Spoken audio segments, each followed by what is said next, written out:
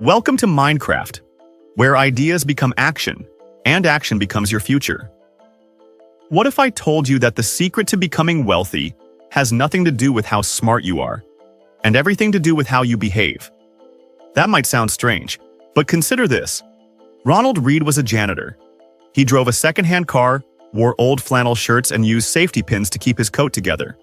But when he died at 92, he left behind $8 million. Quietly, patiently. He had been investing in blue-chip stocks for decades, and no one ever noticed. Now let's talk about Richard Fosconi. Harvard-educated investment banker. Lived in a massive mansion, with 2 swimming pools and a 7-car garage. At the peak of his career, he retired early, in luxury. But during the 2008 crisis, he lost everything. Bankruptcy, foreclosure, gone. One man had every financial advantage. The other had almost none. So how did the janitor become the millionaire and the executive go broke? That's what The Psychology of Money by Morgan Housel is all about. How success with money is not a science, it's a behavior. Today, we're breaking down 5 life-changing lessons from that book. Lessons that could reshape how you save, spend, invest, and live. And stick around, because the final lesson isn't even about money. It's about time, freedom, and what truly makes life rich. Let's dive in. Lesson 1. Luck and risk rule more than we like to admit. Let's start with a humbling truth. You're not fully in control. Yes, hard work matters. But so does timing, environment, and pure chance. Take Bill Gates. He's brilliant, sure. But in 1968, he just so happened to attend one of the only high schools in the country with a computer. That single stroke of luck gave him a head start most people never had. Meanwhile, his equally gifted friend, Kent Evans, same dreams, same potential, died young in a tragic accident. As Morgan Housel puts it, success is never as good as it seems. Failure is never as bad. Luck and risk are siblings. And it works both ways. Think about Jesse Livermore, one of the greatest traders of all time. He made millions betting against the 1929 crash, but lost it all in the years that followed. Eventually, he died broke. So what's the point? Don't beat yourself up when things go wrong. And don't let success make you arrogant. Instead of trying to eliminate luck and risk, build a system that survives them. That means preparing for uncertainty. That means humility. And knowing that no matter how careful you are, sometimes life just hits differently. And the most important thing you can do is stay in the game long enough for the odds to swing back in your favor. Lesson 2. Getting rich and staying rich are 2 different games. Everyone wants to know, how do I get rich? Start a business, buy crypto early, flip real estate, take bold risks. But here's the question. Nobody asks, how do I stay rich? Because those are 2 very different games. Getting rich often requires big bets, optimism, risk tolerance. But staying rich requires discipline, caution, and a deep respect for the downside. Look at Mike Tyson. He earned over $400 million in his boxing career and ended up $23 million in debt. Or Sam Bankman-Fried, who built a $26 billion crypto empire and lost it all in a flash because he kept gambling, even after winning. Now look at Warren Buffett. He didn't make flashy bets. He didn't try to double his money overnight.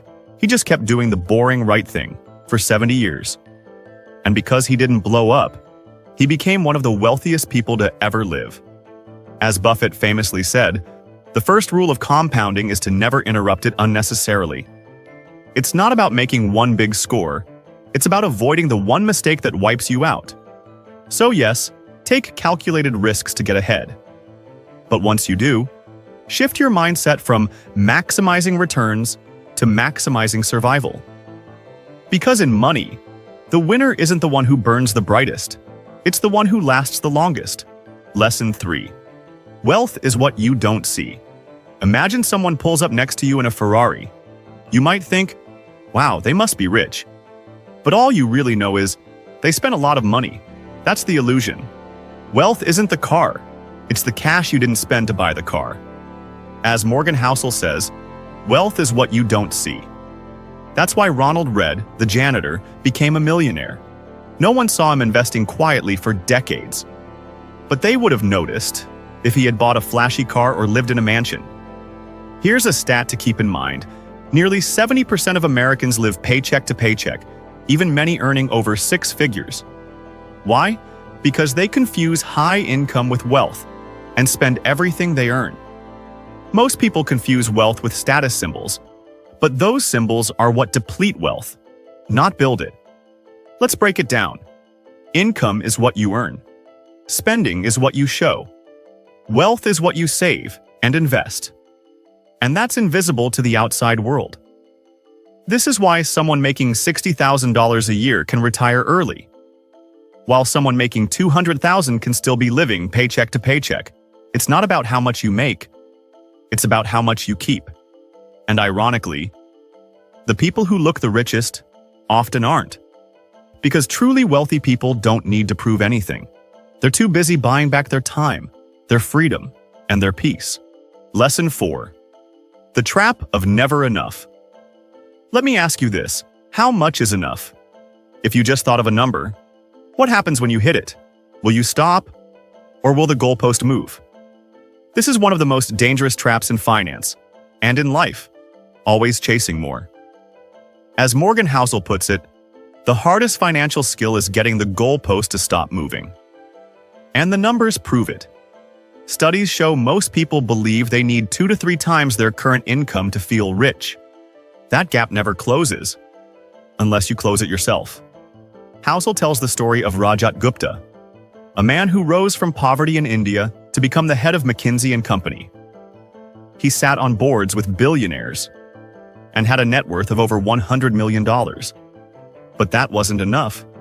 He wanted more, so he committed insider trading. He lost everything: reputation, wealth, freedom, all because he couldn't stop climbing. Housel said it best: there is no reason to risk what you have and need for what you don't have and don't need. Let's be honest, we all compare.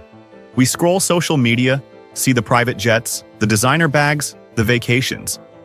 But here's the twist.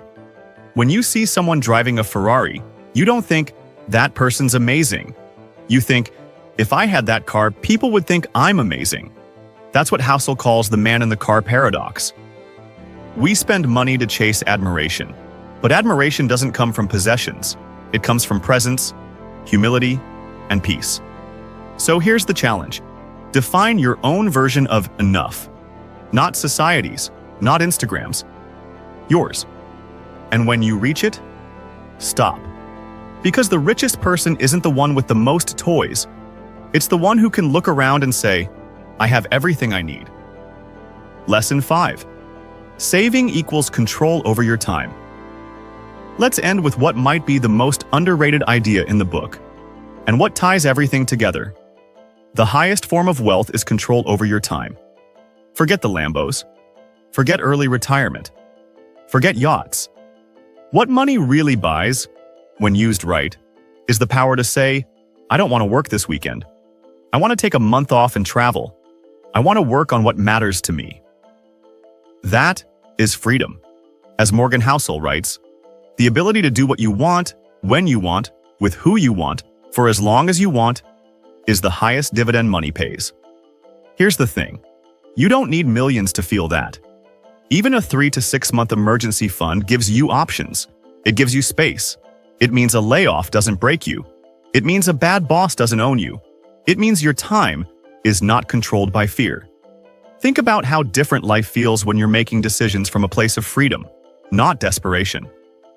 Even saving a little every month builds that power. It's not about denying yourself. It's about buying back control, $1 at a time. So yes, build wealth. Invest wisely. Earn more. But never forget, freedom is the flex. Let's bring it all together. The psychology of money isn't just about dollars and cents. It's about decisions, discipline, and how you define a good life. So here are the 5 truths to remember. 1. Luck and risk are real. Don't judge too quickly. Don't play games you can't afford to lose. 2. Getting rich and staying rich are different skills. Master both. 3. Real wealth is quiet. It's hidden in your habits, not your purchases. 4. Enough is the finish line, but you have to draw it yourself. 5. Money's highest purpose is time freedom, not status, not stuff, but control over how you live. Because in the end, wealth isn't a number. It's the power to say no, the space to breathe, the time to create, rest, explore, love. The real flex is freedom. If this video opened your eyes, hit that like button. Comment below, what was your favorite lesson? And subscribe if you're ready to build wealth with intention, not just information. So the next time you think about money, ask yourself, am I chasing more? Or am I building a life that actually feels rich? Because you don't win the money game by out-earning everyone. You win by designing a life that's truly yours. This is Minecraft, where ideas become action and action becomes your future.